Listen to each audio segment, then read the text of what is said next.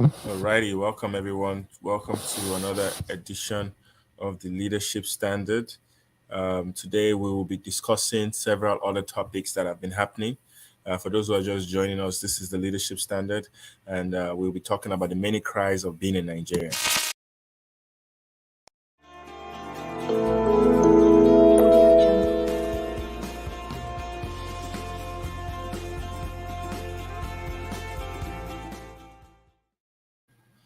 Alrighty, so if this is your first time joining us, you know what to do. Kindly follow, subscribe, and listen to what I have to say. Most importantly, that's the most important thing. What I have to say. All right. My name is Buchilo OKK, and I am the host of the Leadership Standard.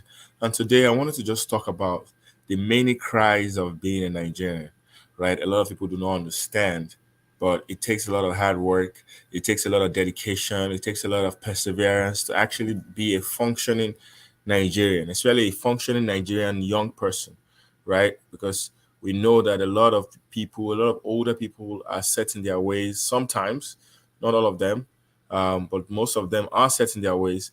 And at the end of the day, they may not be facing the same challenges that young people are facing in modern day society. So I speak for the young people, right? I speak for the young people.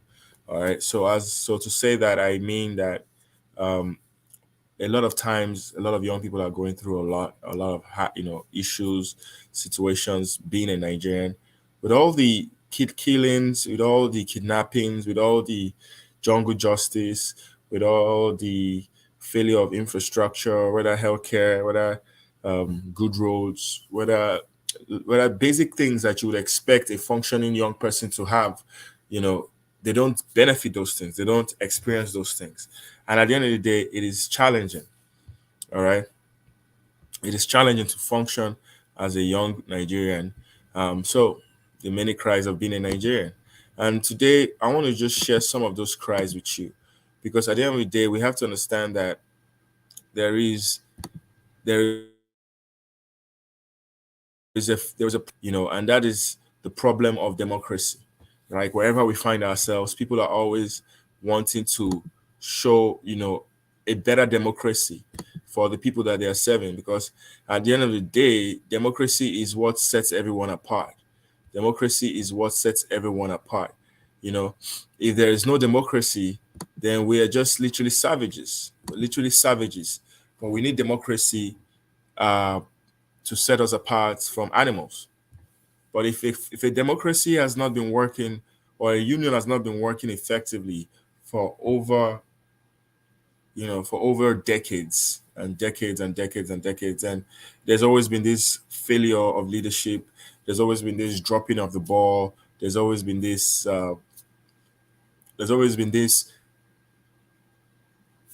lack and neglect that should have been met towards developing young people, infrastructures, lives, properties, and ultimately developing the nation, and ultimately even developing Africa as a whole.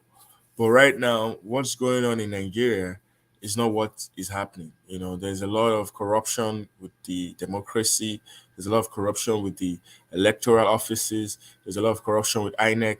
There's a lot of corruption with um, there's a lot of corruption everywhere. There's a lot of corruption in politics. There's a lot of corruption in the banking system. And again, of course, we cannot solve all the problems.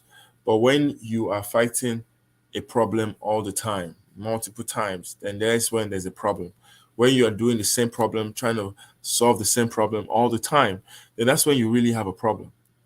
But if you can at least solve one problem and make it easy for others to solve the other problem, we cannot be talking about to building a second Niger bridge by this time. We should have done the Niger bridge. There's some problems that should have been solved in the 60s. There's some problems that should have been solved in the 70s. There's some problems that should have been solved in the 80s. There's some problems that should have been solved in the 90s, so that when people come in, they won't have to solve that same problem. But if we have to keep dragging ourselves back, we will not develop as a people. That's my own position.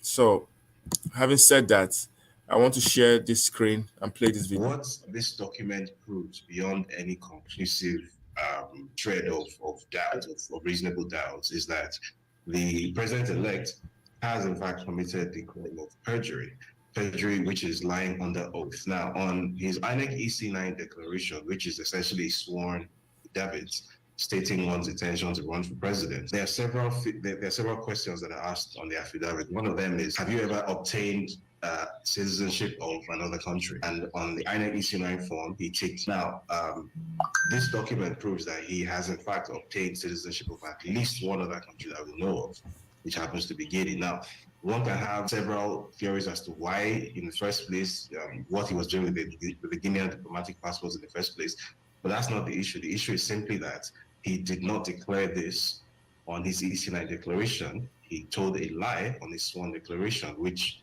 is the crime, which constitutes the crime of perjury. On the same EC9 form, there are at least on at least three other instances on the form. There are other things which can arguably be constituted as perjury, but this is by far the most obvious one, which is why I think it has elicited the kind of reaction that it has. So as you can see, this is a story of how the presidential candidate or presidential elect rather of Nigeria, lied on a form, on a document about his citizenship. So you can see exactly where the problem lies. The problem is one of a failure of leadership. Not just that alone, there have also other court claims that's in the domain of the court right now, where they're talking about other issues about his previous conviction in the US for drugs, his school certificate, the fact that the vice president was also running concurrently while he was still senator. There are also many issues that have been raised. But again, the problem is a lot of people do not understand that leadership requires a sense of understanding, right? And the way and manner at which Nigeria plays its own leadership game, especially in politics, is one where there is a lot of divisiveness, a lot of foul play, a lot of money changing hands, a lot of corruption. And at the end of the day, that just further destroys the system. The system on its own can stand if those things are taken care of. The system on its own can stand if corruption is less. The system on its own can stand if the healthcare system are working properly. The systems on its own can stand if people are able to find justice quickly and efficiently in courts, in the law courts. That's how the system stands. But as it stands right now, Nigeria is still working on it.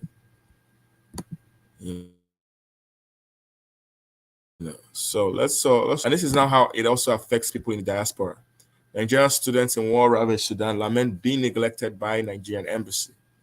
You know what I'm saying? It's like there is nowhere you go to being a Nigerian that you don't face many cries of being a Nigerian, right? It's hard for you to process things, passports, documents.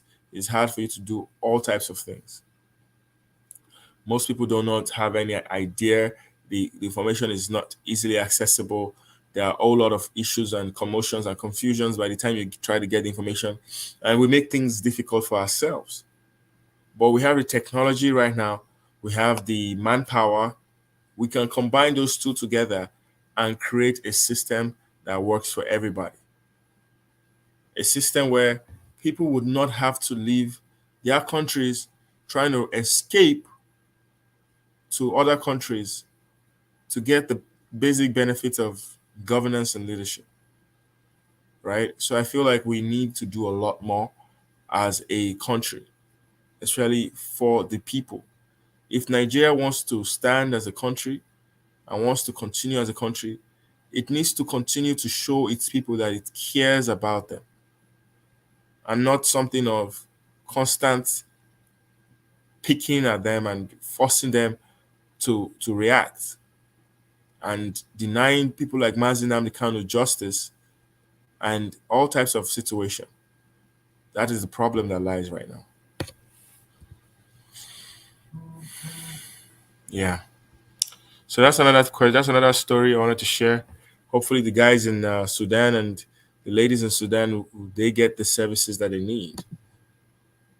There's also this other story I wanted to share about the failure of leadership in Nigeria. You see how they said here the Nigerian army stops at nothing to arrest cattle killers in our community, but can't find murderers of 33 residents who beheaded 5-year-old boy, Kaduna Bishop.